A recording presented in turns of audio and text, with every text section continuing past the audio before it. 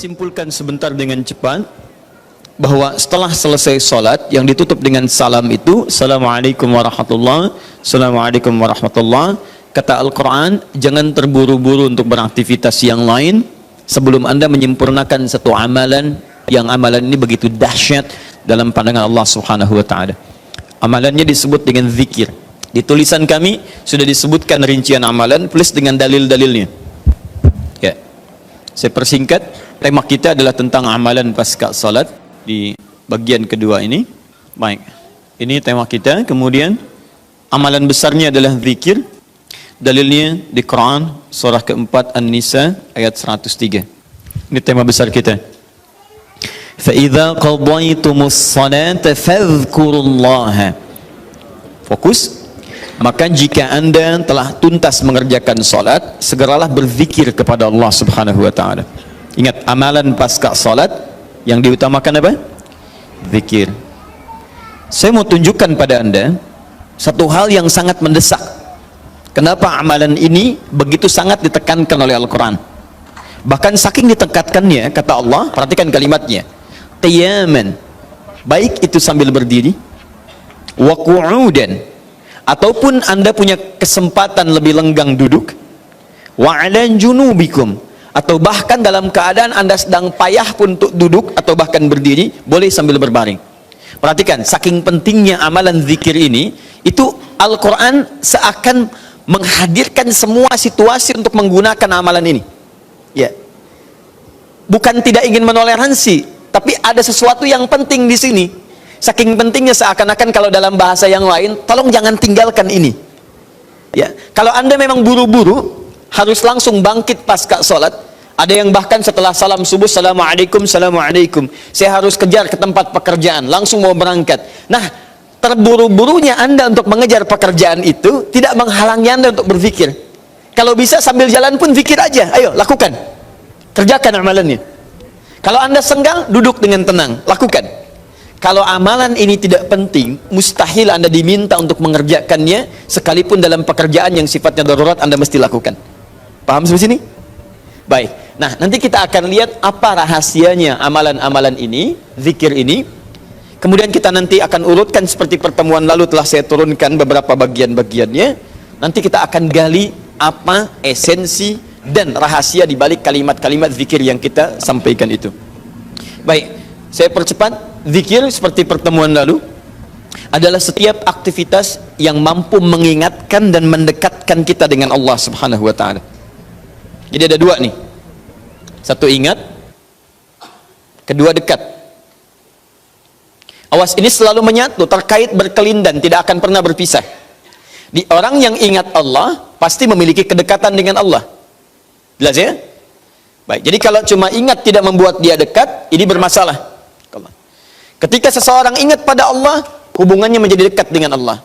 Ketika menjadi dekat, maka dia akan dipelihara oleh Allah Subhanahu wa ta'ala. Dipelihara dari maksiat dan segala yang menyulitkan dia dalam kehidupannya. Makanya mustahil ada orang berzikir tapi berbuat maksiat kepada Allah. Apa nih? Mereknya Akhir TV. Jangan, itu bir. Oh, pakai bismillah dulu lah, mungkin berkurang dosanya dikit. Enggak bisa. Jadi tidak akan bersanding taat dengan maksiat. Anda ingat Allah, mustahil berbuat maksiat. Ya, maaf, seorang karyawan yang ingat Allah tidak akan bermaksiat dalam pekerjaannya. Seorang ibu istri yang ingat Allah tidak akan bermaksiat dalam rumah tangganya. Seorang anak yang ingat Allah tidak akan pernah bermaksiat dalam kehidupannya. Maka dari itu, nanti kita akan lihat puncak zikir, apakah hanya dalam pasca sholat saja atau dalam aktivitas yang lainnya. Maka yang pertama, ini akan membantu mengingatkan dia kepada Allah. Yang kedua, membuat hubungannya dekat dengan Allah Subhanahu wa ta'ala. Nah, amalan ini ada setidaknya 6-7 amalan.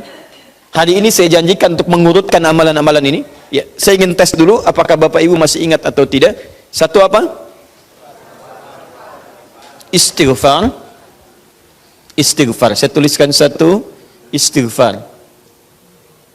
Apa dalilnya? Cepat saja, kalau tidak tahu katakan apa?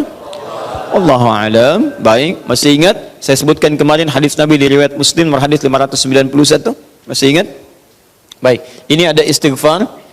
Baik, yang kedua apa? Allahu a'lam. Enggak ada, Bu, Allahu a'lam. Baik. Assalamualaikum warahmatullahi wabarakatuh. Assalamualaikum warahmatullahi wabarakatuh. Astagfirullah, astagfirullah, astagfirullah. Allahu a'lam, Allahu a'lam, Allahu a'lam. Enggak ada. Baik.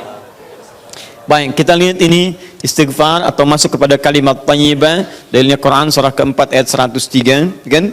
Kemudian yang kedua, bisa juga bacaan Al-Quran. Bacaan Al-Quran. Baik, Quran surah ke-15, dalilnya ayat ke-9. Ya inna nahnu nazzalna dzikra. Kami telah turunkan Al-Quran sebagai zikir. Jadi kalau Anda baca Al-Quran, itu Anda sedang berzikir. Kemudian bisa juga hafalan Al-Quran. Anda menghafal misalnya. Baik.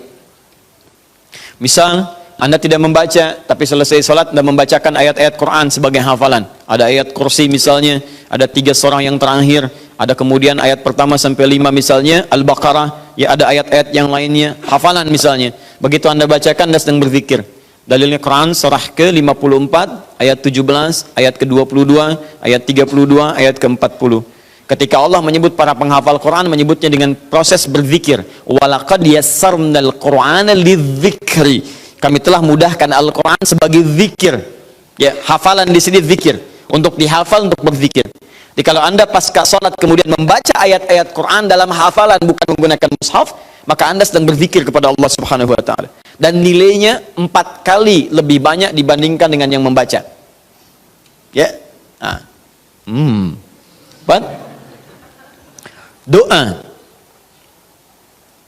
Doa itu juga sebagai zikir. Ya, Quran surah ke-7 misal dalilnya ayat 205. Wadhkur rabbaka fi nafsika tadarruan wa khifatan wa dunal jahri minal qaul. Ketika Allah meminta kita berdoa, kalimat doanya dalam bahasa perintah menggunakan kata zikir. Wadhkur rabbaka. Ayo minta, berdoa, sebut zikir kepada Rabbmu dalam dirimu. Dengan perasaan penuh harap, penuh ketawaduan, minta kepada Allah. Di ketika Anda diminta untuk memohon berdoa kepada Allah, kalimat doa itu menggunakan zikir. Jadi ketika Anda sedang berdoa, Anda sedang berzikir. Bukankah saat berdoa Anda ingat kepada Allah? Bukankah saat berdoa keadaan Anda menjadi lebih dekat dengan Allah?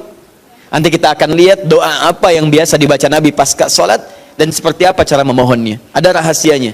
Anda tidak menggunakan ini, sangat disayangkan. Anda kehilangan momentum, dipercepat untuk memudahkan seluruh proses kehidupan Anda. 5, masih ingat?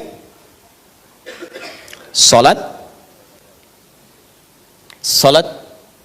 Nanti ada lagi amalan. Pasca salat, ada salat. Di begitu selesai, Assalamualaikum, Assalamualaikum. Kapan kemudian ini kita mesti tunaikan salat yang ini? Dan ada rahasianya juga.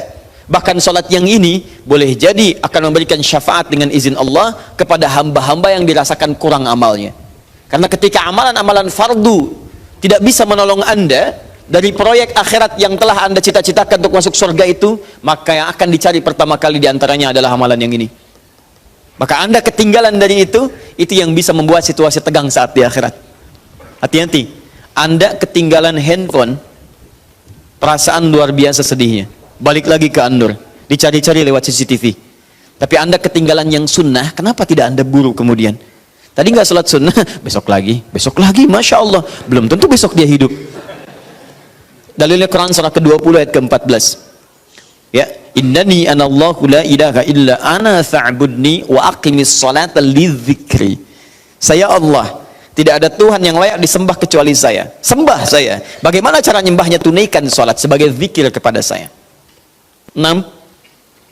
Memperbanyak menyebut Allah, menyebut nama Allah, atau juga dengan al-asma'ul husna. Al-asma'ul husna. Dalilnya Quran surah kedua Al-Baqarah ayat 152. Fadhkuruni adzkurkum. Ayo cepat sebut nama saya, maka aku pun akan mengingatmu. Aku menyebutmu. Di orang yang selalu ingat Allah, nanti Allah akan ingat pada dia. Nanti saya kasih tahu rahasia yang paling besar. Bahkan ada orang yang saat membutuhkan ya dalam persoalan kehidupan kepada Allah, sebelum dia minta, karena Allah telah mengingatnya, Allah ringankan aktivitas kehidupan dunianya. Dia bukan nggak punya masalah, jadi kayaknya nggak kelihatan punya masalah, cuman setiap akan mengalami masalah diringankan oleh Allah sehingga seakan-akan nggak punya masalah. Nanti ini yang akan sangat menentukan bagian yang keenam ini, apakah hidup kita akan semakin mudah atau mendapati kesulitan yang berliku. Sebut nama Allah. Ya, bagaimana cara menyebutnya? Bisa disebut nama Allah langsung, bisa disebut dengan Asmaul Husna. Di mana dalilnya? Quran surah ke-17 nanti dari ayat 110 sampai 111-nya. Di ayat 111 tegas dikatakan Qulidullaha. Ayo sebut Allah, panggil, katakan Allah.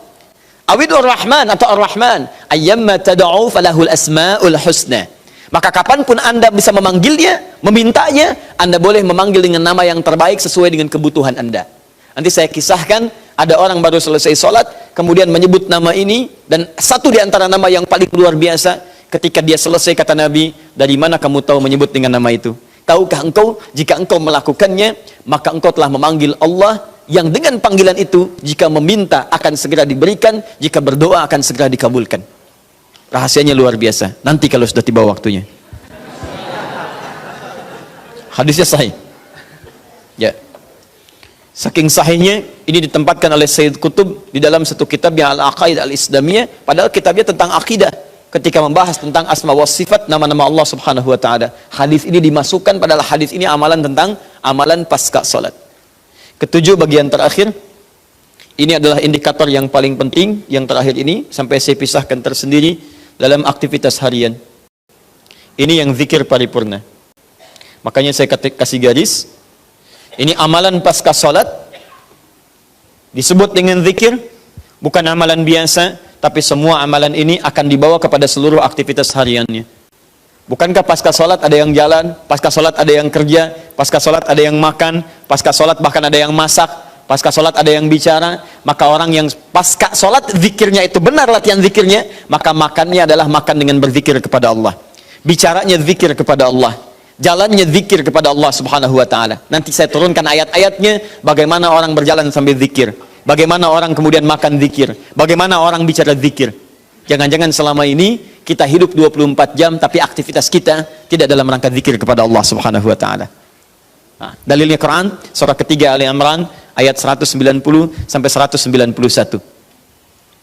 Inna fi khalqis samawati wal ardi wa ikhtilafil laili wan nahari la ayatin liulil. Siapa ulul albab itu? Ayat selanjutnya, alladzina yadhkurunallaha. Mereka itu orang-orang yang senantiasa zikir pada Allah subhanahu wa ta'ala. Qiyaman, dalam keadaan dia berdiri, wa qu'udan, ataupun dia duduk, wa ala junubihim, atau bahkan sedang tidurnya. Tidurnya disebut sebagai zikir, berdirinya disebut sebagai zikir, duduknya disebut sebagai zikir. Dan ahli zikir ini adalah orang-orang yang akan dimuliakan bahkan oleh Allah ketika kembali ke akhirat nanti, dan dipuji-puji oleh Allah subhanahu wa ta'ala.